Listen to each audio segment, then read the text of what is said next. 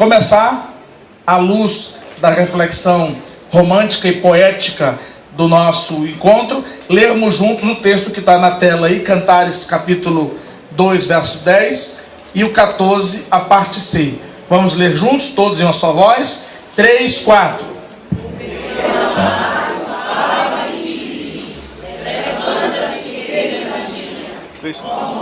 Boa. O Cleiton. Pegou? Seu calma.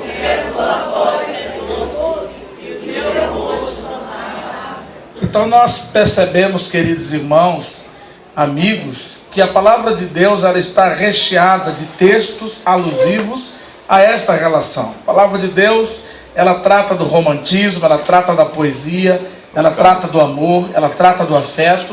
E na verdade o grande propósito de Deus para todos nós é que o gênero humano fosse abençoado. Deus não nos fez para estarmos sós. Veja aí, pode passar, o que nós podemos perceber na nossa concepção. Deus nos fez com necessidades emocionais, afetivas e relacionais. Lá no começo do Gênesis já foi dito: não é bom que o homem esteja só. Não é bom que o homem esteja só. E a referência disso é que Deus é o nosso grande exemplo, no sentido das suas relações verticais, repercutindo e reverberando nas nossas relações horizontais. Deus é o nosso parâmetro, Deus é o nosso referencial, Deus é o nosso modelo, Deus é aquele que nos dá a orientação de como nós devemos ser e o que nós devemos fazer. Pode passar. Deus nos criou desta forma para que o nome dele pudesse ser glorificado nas nossas vidas. E aí quando a gente olha para Deus, como Deus é perfeito, como a gente havia falado no começo, como Deus vem fazendo tudo, e quando ele chega diante do homem, ele fala, não é bom. Aí ele olha para toda essa criação e fala, tudo é bom, tudo é maravilhoso. E quando chega perante Adão, ele fala, não é bom que o homem esteja só. E far-lhe-ei então uma auxiliadora que lhe seja idônea. E aí nesse plano perfeito de Deus, Deus quão perfeito que é, né, não daria a Adão, algumas pessoas até brincam, né, falando que Deus quis fazer piada, mas Deus quis fazer o que é melhor. Deus ele procurou fazer a melhor coisa, o melhor presente que ele poderia dar para Adão, humanamente falando, de forma humana, foi a sua varoa Eva. Mas aí, diante daquele jardim, aquela perfeição que Deus criou, o plano maravilhoso que Deus criou para a família, para viver eternamente ao lado do Pai, Deus conversava com Adão e Eva constantemente, mas aí o pecado entrou no mundo. E todo aquele projeto, ele não morreu, porque os projetos de Deus não morrem. Mas aí ele foi afetado pelo pecado. E desde Adão e Eva, esse pecado foi passado de geração a geração até nos alcançar. E alcançará outras gerações até que Cristo volte. E então esse pecado, a Bíblia fala que todos pecaram e carecem da glória de Deus. Eu nasci na iniquidade, em pecado me concebeu minha mãe. Todos nós somos pecadores. E por isso a nossa relação de casamento tem tantos problemas. Porque a gente pensa, poxa, mas o casamento foi criado por Deus, foi planejado pelo Senhor, por que tem tantos percalços, tantos desentendimentos, tantas tristezas, tantas dores? A culpa é do pecado.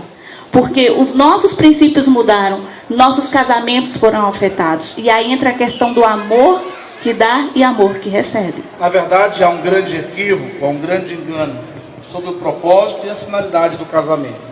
Nós temos vivido e experimentado que muita gente que está em crise, que está em conflito na relação matrimonial, por exemplo, nos procuram na condição de pastor, na condição de conselheiro matrimonial, na condição de conselheiro conjugal, e normalmente o princípio que está fundamentando os elementos em crise passam pela ideia de que o outro não cumpre os seus deveres. Então a mulher chega no gabinete pastoral e fala assim, pastor, eu quero me separar.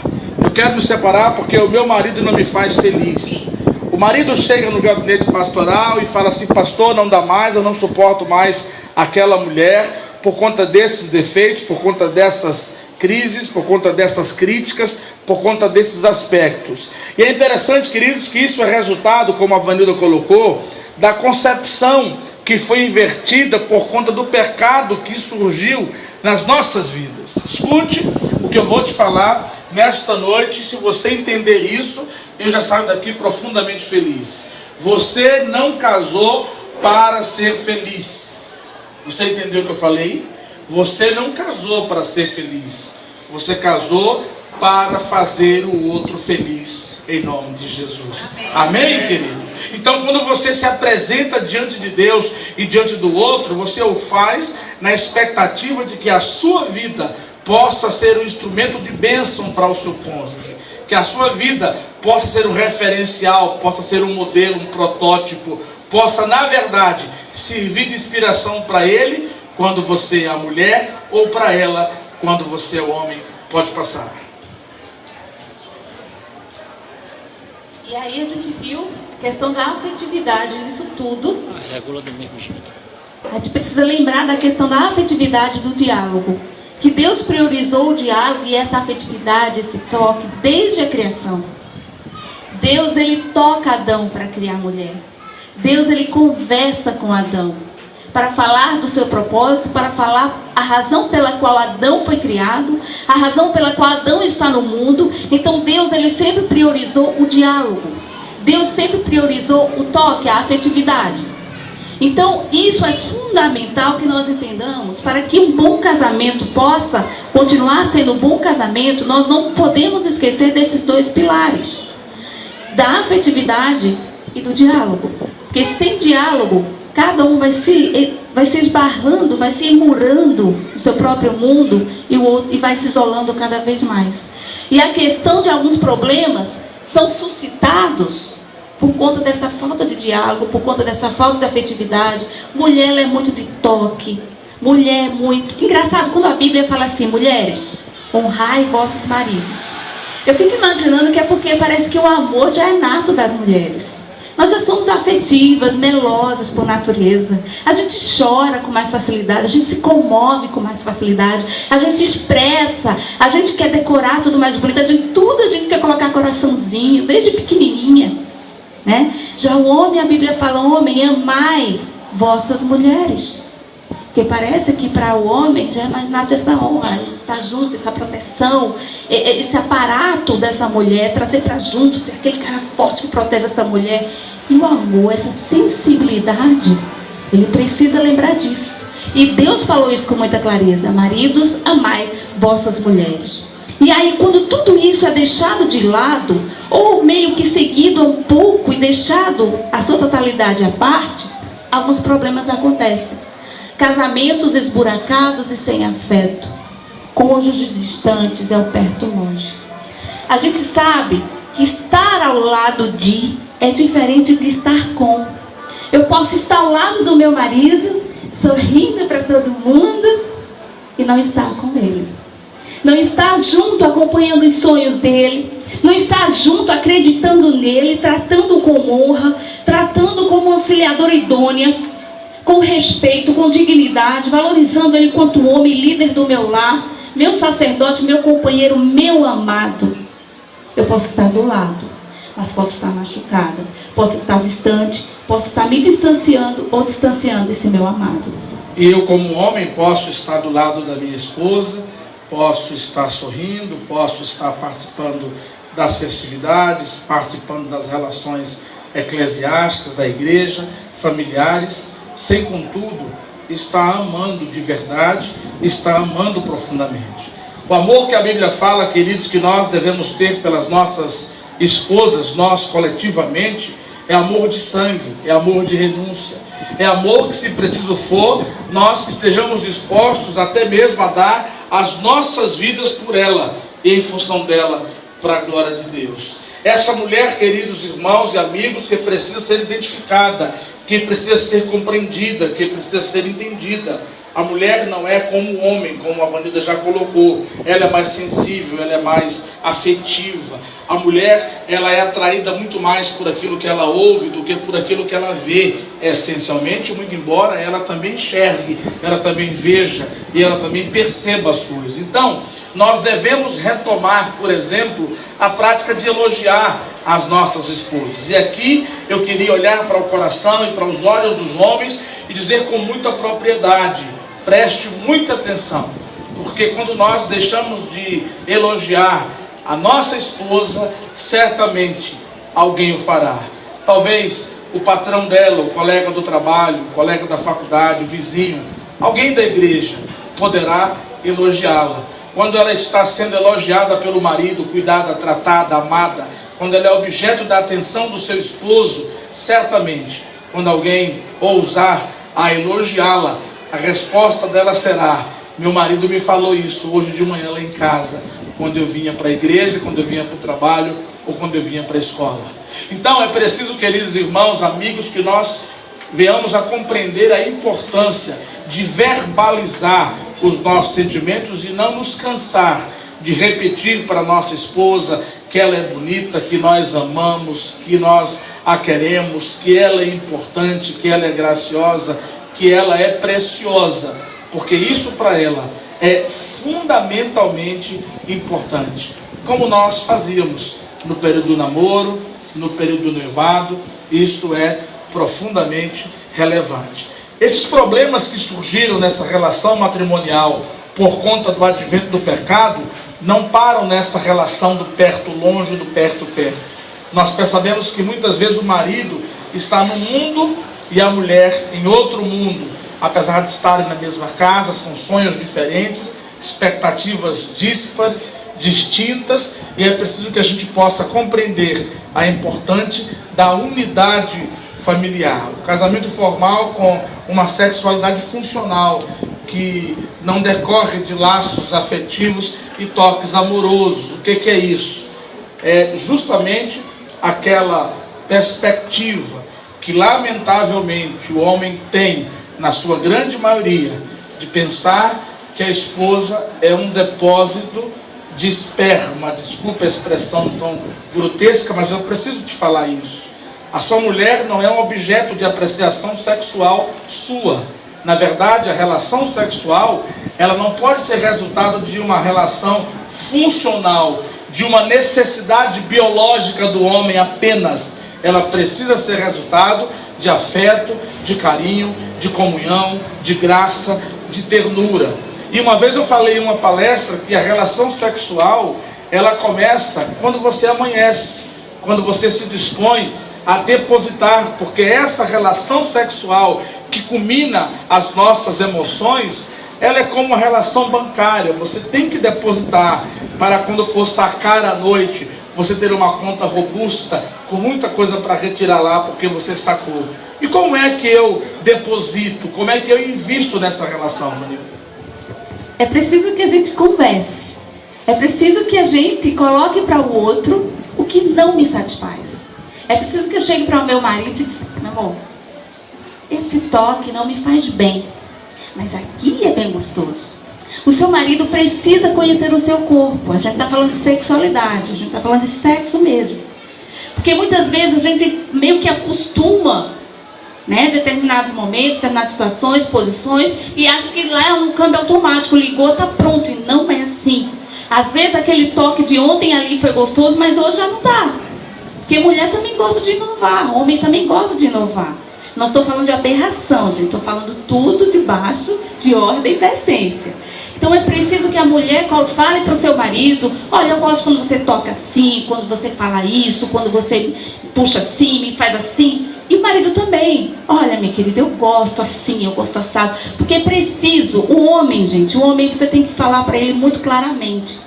A gente às vezes pensa que o homem é como a gente, que entende nas entrelinhas. O homem tem que ser direto, claro, preto no branco.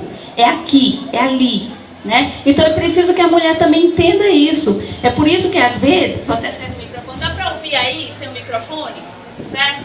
Então por isso que às vezes, quando você está no momento do sexo com seu marido, e aí o marido tende muito a pegar a mão da sua mulher e colocar na região dele. Porque para ele é como se ligasse ali um motorzinho. Meu amor, é aqui, o negócio que liga é aqui. Mas a mulher já não é assim. Muitas mulheres, se o marido vai diretamente no ponto sexual, na sua região, na sua genitália, muitas mulheres se incomodam, porque para ela não teve um preparatório ainda mais suave, com suavidade, com detalhe, para poder chegar no ponto principal. Então os homens precisam entender isso, que mulher não é aquele pontinho que liga aquela máquina naquele botão e está tudo certo. A mulher não, a mulher é um monte de fiozinhos amaranhados que precisa ser bem estudado, porque se você apertar no botão errado, meu amigo, acaba tudo naquela coisa. E é importante ressaltar, queridos, também uma coisa muito relevante. Quando você está numa relação, você precisa compreender, e a Vanilda ressaltou isso, que existem momentos prévios, durante e depois. Essa história de homem que chega e acha que a coisa vai acontecer instantaneamente, como um relâmpago, como alguma coisa meteórica, não funciona para ela. Causa desconforto, causa sentimento de repulsa, e muitas vezes por causa disso, a relação sexual e amorosa nunca fluirá da forma que você gostaria que ela fluísse. E outra coisa, é tão importante o ato como as prévias e o pós. Essa história do homem que consegue atingir o seu desejo, o seu objetivo, deitar do lado, virar, dormir e começar a roncar, isso é um problema, porque a mulher precisa, ela necessita também que você continue carinhoso, afetivo, ouvindo, conversando com ela. E aí a mulher, ela precisa desse prévio, desse momento prévio, o homem também. O homem precisa ser visto por sua mulher como o homem que ela deseja, como o homem que ela valoriza, como o homem que ela respeita. Não como aquele... Muitas mulheres tratam o seu marido como se fosse um cachorrinho domado. Tem que ser do jeito dela, do jeito que ela quer, na hora que ela quer, do jeito que ela está falando. Se não for, não quer.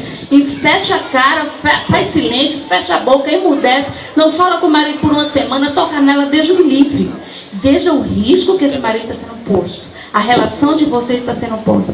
Então é preciso que ambos conversem. Conversem do silêncio que está havendo do marido. Gente, cuidado com o WhatsApp, cuidado com o Facebook, cuidado com a internet. O mundo virtual está solto. Então, maridos, você já passou o dia fora. Algumas mulheres também trabalham fora.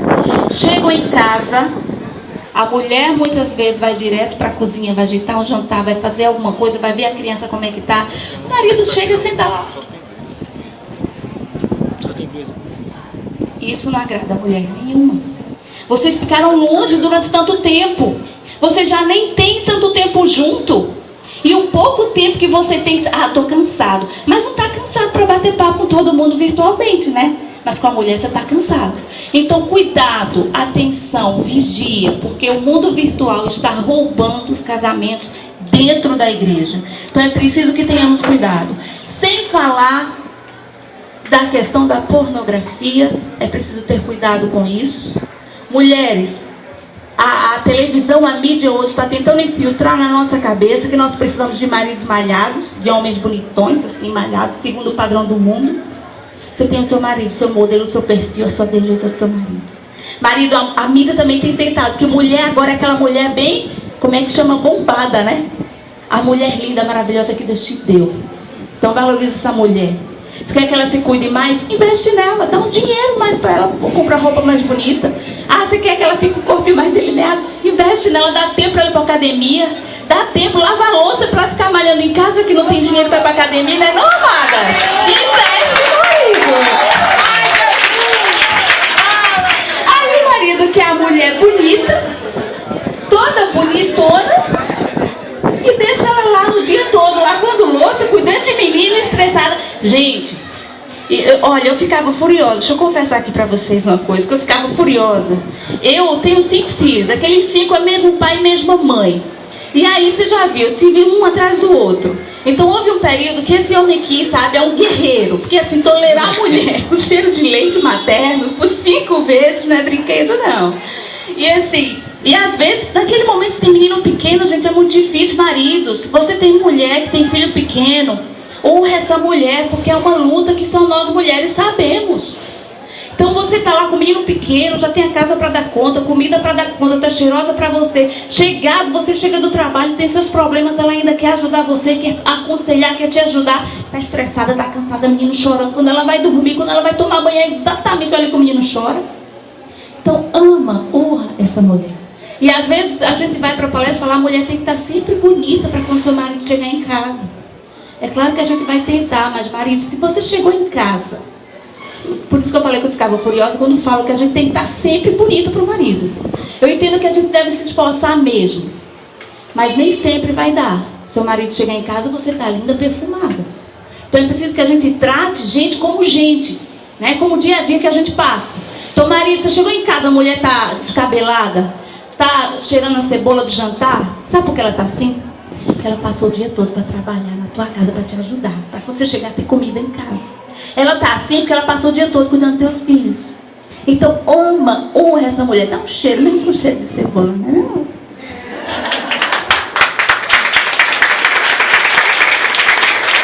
Agora, é importante lembrar que tudo isso é verdade, que nós devemos ressaltar. Agora, tem mulher também, você sabe disso, Vanilda, que tem que ter muito cuidado, porque às vezes ela está na igreja, é serva de Deus, e leva Deus muito a sério, mas aí descuida da sua aparência, descuida do seu corpo, descuida de detalhes importantes. Então, pelo amor de Deus, não vá dormir com camisa de candidato a cargo político. Pelo amor de Deus, toma um banho, faça a unha, corte o cabelo, se ajeite, se organize, nem de touca. Não vá dormir de touca, não vá dormir descabelada, né? Ajude o marido de vez em quando, surpreenda a sua mulher, traga para ela uma lingerie de presente, traga para ela uma lembrança, deixa ela à vontade para que ela possa também estar pronta para glorificar e exaltar a Deus no seu relacionamento conjugal com você, em nome de Jesus. A nossa referência é Jesus de Nazaré. Deus é a nossa referência. E esses redirecionamentos que nós precisamos ter são basicamente esses. Nós precisamos saber ouvir, e o outro tem que se disponibilizar, se dispor também a ouvir e a falar. Às vezes é preciso calar para se ouvir o outro e entender aquilo que ele está falando. Às vezes nós precisamos entender que o que se fala é tão importante quanto como se fala. Às vezes as pessoas falam, porque eu sou a pessoa assim mesmo, eu falo a verdade e eu tenho isso e aquilo. É preciso ser autêntico, é preciso saber falar a verdade, mas é preciso entender que a maneira como você fala é tão importante como a forma como você fala. Aquilo que você diz é absolutamente relevante. Vamos diferenciar o problema da pessoa. Às vezes nós temos uma situação que surgiu uma adversidade, surgiu um conflito, surgiu um problema, e nós temos que entender e aprender a diferenciar aquele problema da pessoa. A sua esposa, o seu marido, eles não são os seus inimigos, eles não são os seus adversários, eles são os presentes, as bênçãos que Deus estabeleceu para a sua vida, em nome de Jesus. Pode passar. Reconheça seus limites e tendências. Então, para a gente conversar com o outro, a gente precisa se reconhecer também. Porque a gente é muito tendencioso e tendenciosa, principalmente mulheres, a apontar, a colocar que o problema está sempre no outro. Então é preciso que a gente se conheça. Quais são os meus erros? Quais são os que meu marido fala que eu tenho? Quais são os que eu acho que realmente tenho? Quais são os que eu tenho dificuldade de reconhecer? E tanto a mulher quanto o marido. Seja flexível, dê espaço para que o outro fale. Mulher gosta muito de falar. Então a gente quer falar, não quer escutar o marido também. E às vezes há maridos que só quer falar do jeito dele. Se a mulher falar um ai, acha que ela está tudo errada. Está toda errada. Então é preciso que dê espaço para que ambos falem. Pare, escute, fale ou cale. Às vezes você acha que não está no momento de discutir. Discutir no sentido de conversar. Às vezes você traz, às vezes você vai discutir naquela hora. Em outros momentos a gente precisa calar, mastigar, degustar, repensar, reavaliar e depois a gente fala. Porque se a gente falar naquela hora, só vai agir na carne. Então para, segura, repensa, ora, no outro dia, meu amor, vamos conversar? Sinalize seus problemas e desejos, aquilo que eu já apontei. Perdoe-se, respeite a opinião do outro e cedam por amor. É preciso que, ainda muitas vezes que eu não concordo com o que o meu marido está dizendo, por exemplo, o marido, a gente falou da questão da estética feminina ao dormir. Marido também precisa se cuidar. Tem marido que coleciona cueca velha. Cueca com aquela marquinha de pingo de xixi. Então, marido, troca essa cueca. Marido, não dorme com meia no pé, né? se cobre, veste uma camisa também, procura se ajeitar. Então é preciso, se você acha que o marido está vacilando, né, respeita ele, conversa com ele, sinaliza o seu desejo e compreenda que homem e mulher são diferentes. A gente não pode querer quadrar o nosso marido do nosso jeito, nem o nosso marido querer que mulher seja do jeito que ele é. Nós começamos a nossa fala citando o livro de Samuel. E talvez você tenha perguntado assim, por que foi lido Samuel e até agora nada foi dito acerca desse episódio? Porque na verdade, queridos irmãos, Samuel, como nós falamos na sua relação com... Eucana na sua relação com Ana, eles nos deixam lições preciosas, que eu e você precisamos assimilar na nossa relação matrimonial. Então, você lembra da história, você lembra do episódio? Ana era estéril, e naquela época, a esterilidade, ela significava não apenas a impossibilidade de ter um filho, mas ela significava, principalmente e sobretudo, a maldição dos deuses. Um homem, ele era bem-aventurado quando ele tinha muitos filhos, quando a sua aljava estava cheia de flechas, e quando ele casava com a mulher que não podia dar filhos, que não ia dar seguimento à sua geração, era uma grande frustração. Mas é impressionante, queridos, a forma como Eucana lidou com essa situação, e o texto é claro, ele o fez porque ele amava a sua esposa, a sua mulher Ana. Agora veja, perceba comigo a forma, a natureza, a contundência desse amor que é prático, que é relacional. Primeiro, o texto diz que o amor de Eucana era tão sincero e tão verdadeiro que ele dava mais do que o esperado. O texto fala que anualmente eles iam sacrificar, e ele sacrificava, ele dava uma porção para os seus filhos, ele dava uma porção para a sua mulher Penina, mas que para a sua mulher Ana, ele dava porção, eu não ouvi, ele dava porção dobrada, ou seja, ele caminhava a segunda milha, ele fazia as coisas acontecer. É isso, queridos, que nós precisamos fazer nas nossas relações. Caminhe a segunda milha, faça mais do que o esperado, surpreenda a sua esposa, surpreenda o seu marido, chegue mais cedo em casa com um presente para ela, chegue mais cedo em casa, faça um pudim para ele, faça um bolo, faça uma sobremesa, um jantar especial à luz de velas, sem comunicar, sem editoriais, faça isso. Ele chega em casa e toma um susto, tem lá uma mesa posta bonita, enfeitada à luz de velas, que você vai fazer para celebrar o amor de vocês. Você marido, eu falei isso, e nós temos falado isso, e às vezes o pessoal fica chateado comigo, mas você marido, surpreenda a sua esposa ao acordar, saia de casa mais cedo, deixe lá do lado da cama uma rosa com um bilhetinho para ela, uma flor com um bilhetinho para ela, meu amor, eu te amo, você é preciosa. Faça a sua declaração de amor, mas aproveita e deixa lá para ela R$100 em bujeta, para ela poder comprar uma peça nova, para ela poder fazer alguma coisa. Faça isso, surpreenda, caminhe a segunda milha, faça mais do que o esperado, saia do convencional, saia do ordinário, faça o extraordinário em nome de Jesus.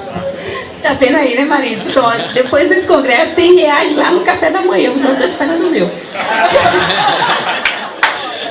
E a mulherada também, ó, o marido também, ele trabalha tanto, né? Ele dificilmente vai esperar que você deixe dinheiro para ele, né? Se você também trabalha, por que não fazer isso? Né? Por que não agraciar esse marido? Olha, ele banca, né? Banca lá a casa, muitas mulheres não trabalham, mas outras trabalham. Então economiza, faz uma coisa diferente para ele vai gostar, coloca uma foto lá. A gente viu aquele casal que veio aqui à frente falando, você faz 20 anos que você fazia isso, você não faz mais.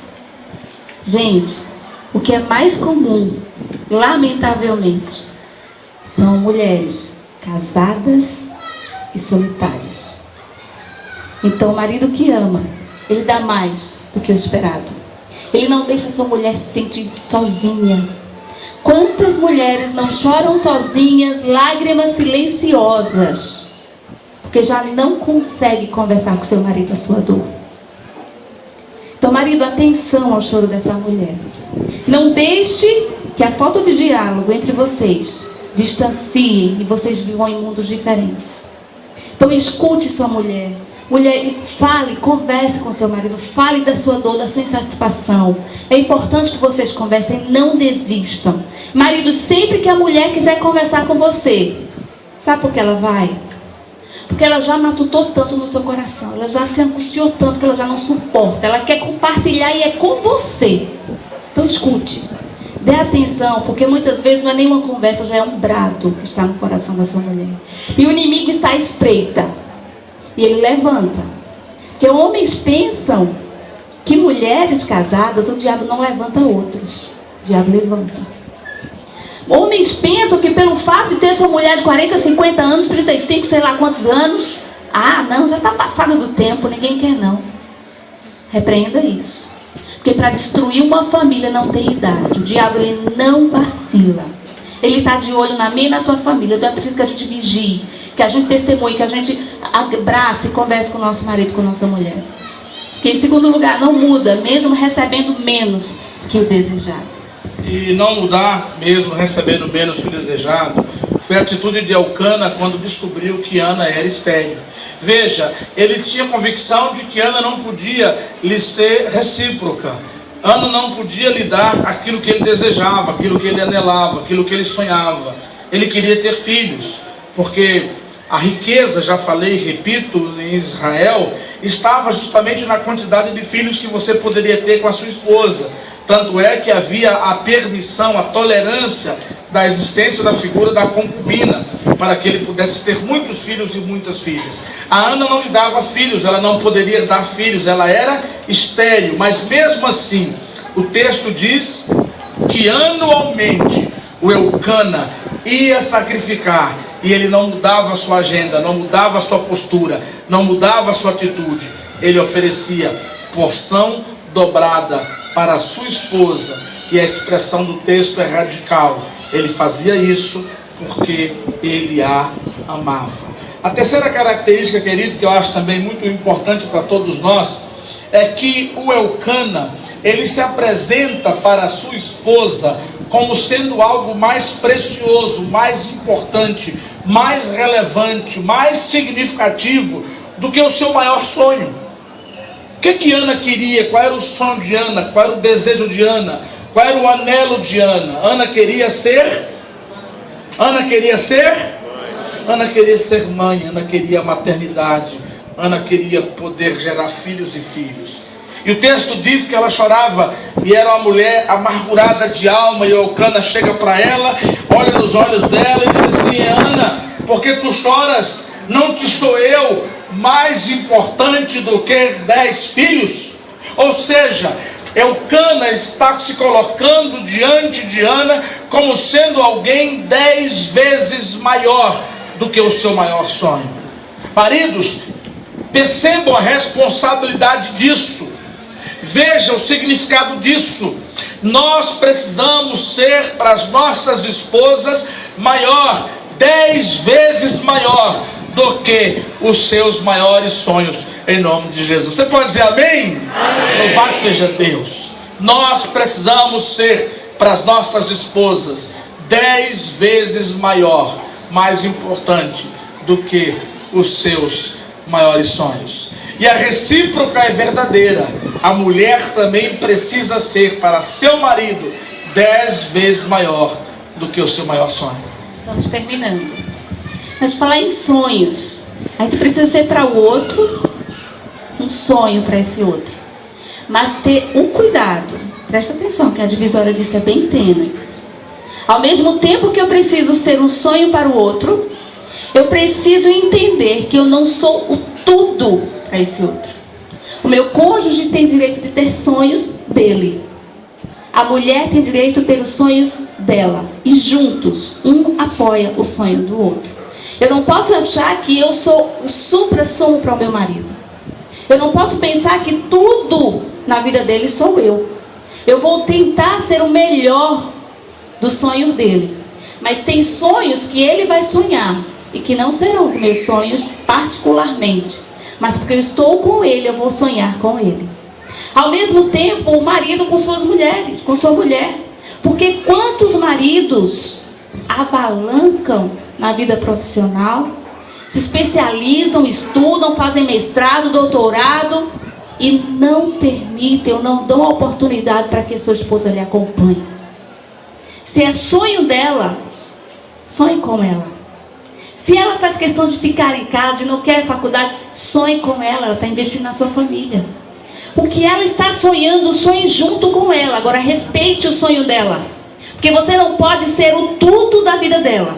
Você faz parte do todo da vida dela, mas você não é o tudo. Assim como ela também não é o tudo do seu marido. Então sonhe juntos e respeite os sonhos uns dos outros. E não se esqueça que a vida matrimonial, ela precisa ser consolidada em versos e prosas. Não faça desse momento apenas um evento. Não faça desse momento apenas um ato circunstancial. Leve sua mulher para jantar fora, pegue um cineminho com ela, vá na praia, dê uma saída, saia da rotina, invista na sua relação, mesmo antes e fora da programação eclesiástica, porque família, de fato, foi sonhada no coração de Deus. Que Deus abençoe todos vocês, continue orando por nós, por mim, por Vanilda, pelos nossos 5 filhos. Nós agradecemos o privilégio de ter estado aqui com vocês, estamos à disposição. Trouxemos algumas lembrancinhas para vocês, os nossos marcadores de Bíblia do programa Consensos, com os horários, com o canal de exibição. Estamos à disposição. Deus abençoe, muito obrigado, em nome de Jesus. Vamos ficar de pé, vamos orar? Fazer uma oração.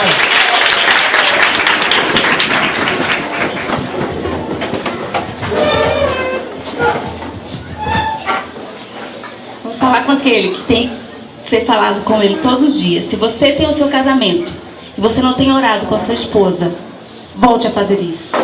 Porque um casamento que não tem os joelhos no chão, ele não perdura muito tempo. Então ore em casa com seu esposo, com sua esposa. Senhor, nós te rendemos graças, ó Pai, porque Tu és o Deus maravilhoso, aquele que nos regenera, aquele que nos chamou, aquele que fez o homem e a mulher, Senhor, para glorificar o Teu santo nome. Obrigada porque o Senhor criou a família. Obrigada porque o Senhor pensou em nós, no casamento, Senhor, na satisfação do outro, para que venhamos fazer um ao outro feliz, ó Deus. Muito obrigada porque Jesus é o nosso referencial, porque Jesus nos amou. Ajude-nos, Pai, enquanto mulheres, a honrar os nossos maridos, a amá-los, a reconhecer o sacerdócio, Senhor, que o Senhor confiou a eles, a tratá-los como líderes do nosso lar, como aquele que cativa o nosso coração. Também os maridos, Pai, que possam amar as suas esposas, possam honrá-las, Pai, possam tratá-las como flores preciosas, como princesas do Senhor. Muito obrigada, Senhor, por cada família aqui representada. E pedimos ao Senhor, em nome de Jesus, que se há algum problema nessa noite de falta de diálogo, de afetividade, Senhor, até de traição, de marido que vem desrespeitando sua mulher, de mulher que não vem tratando bem o seu marido, Senhor, quebra nessa noite, em nome de Jesus. Que ao saírem daqui eles possam conversar em amor, que o Teu Espírito Santo, Senhor, nós cremos que já vem agindo durante toda essa noite. Pedimos que o Senhor acompanhe cada casal, que o Senhor fale a cada coração, pois é Tu, Senhor, que faz, não somos nós. Por isso confiamos ao Senhor, porque esse povo é Teu. Obrigada. E continua falando aos nossos corações, para que os nossos casamentos sejam firmados em Ti. Em nome de Jesus. Amém. Amém.